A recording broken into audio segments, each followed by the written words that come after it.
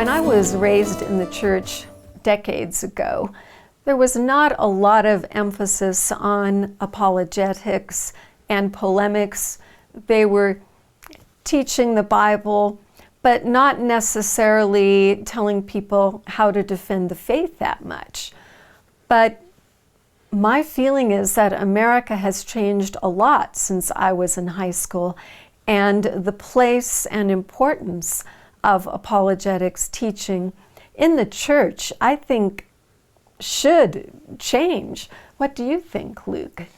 Yeah, that's a very good point, and I have some mixed feelings about it. It's not totally clear what the problem is to me, because, for example, I know the church that you went to, you studied a lot of the Bible, and at its core, apologetics is about understanding the Bible.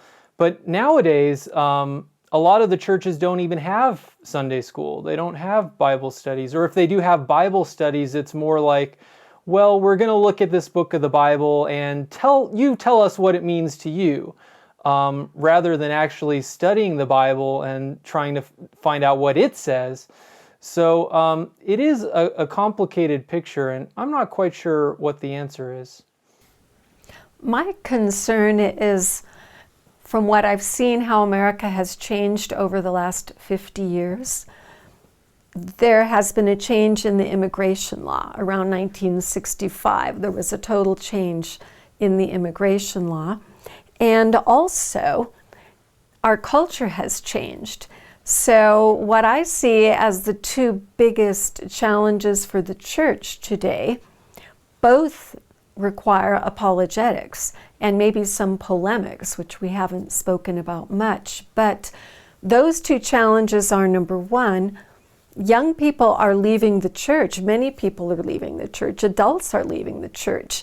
And some of that, I think, might be because there was a bit of an emphasis on feeling for a couple of decades rather than knowledge and apologetics. So we have young people leaving the church. And then the second thing is all of these immigrants that are coming from places that are very remote from the gospel.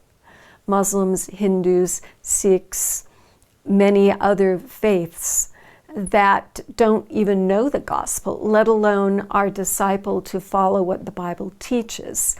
So I think if we don't incorporate apologetics more, we're going to lose on both these battlefields. What's your opinion? Yeah, I have to say that, a lot of my generation has left the church, and thinking about people that I know, a lot of the time it has to do with the fact that they didn't really know the Bible that well, or they didn't really know Christianity that well.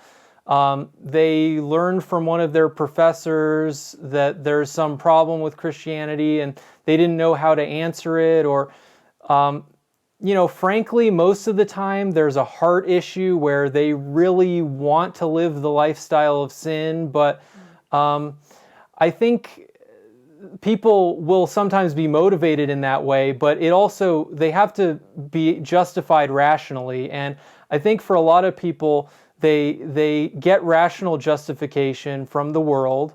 It's fine to believe in evolution or whatever. We're all just apes. Do whatever you want.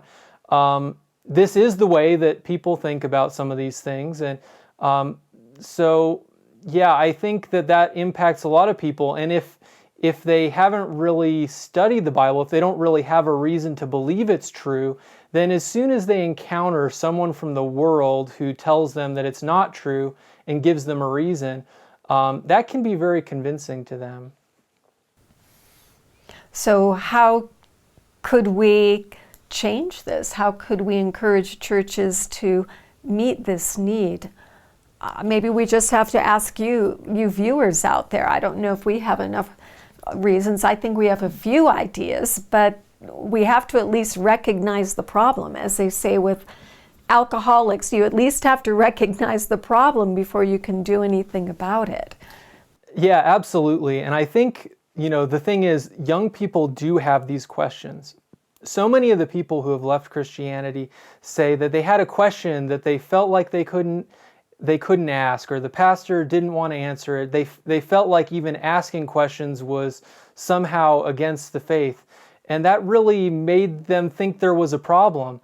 And so young people are interested in these topics. They can get engaged if you get them to think about it a little bit. And once they find an answer, it can be very exciting to them.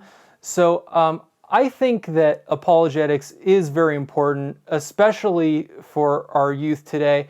Perhaps a lot of it has to do with the fact that our modern society is so based around science, and within school and everything else, we learn so much about the universe, and kids have these minds, they're like sponges, and they want to learn how the Bible fits with science.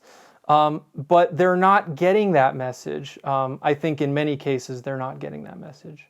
So we would just encourage any of you out there that are involved with churches or church leadership to encourage them to include apologetics training. Of course, to include good Bible study and Bible memorization. That's so important. But we want to train up the people in the church to be strong. And then also, we've got to reach out to the Muslims, Hindus, Sikhs, Buddhists, all of these people coming to America, to bring the gospel to them as well. I just wanted to say that for most pastors and youth pastors, we understand that this task is, in many cases, it's outside of their training, it's outside of their ability to do. But there are these curriculum which can be used that are well known. There are apologists like William Lane Craig, Greg Kokel. Some of these have programs which can be used for a small class. You could have it as part of a Sunday school or just something new to try in a youth group. And you don't have to be an expert or a PhD philosopher to do these things. These are very common available materials that you can use. That's a great point. So we don't have to reinvent the wheel, but we should take advantage of it and help enable the gospel to move forward. So thanks so much for your ideas, and thanks for being with us.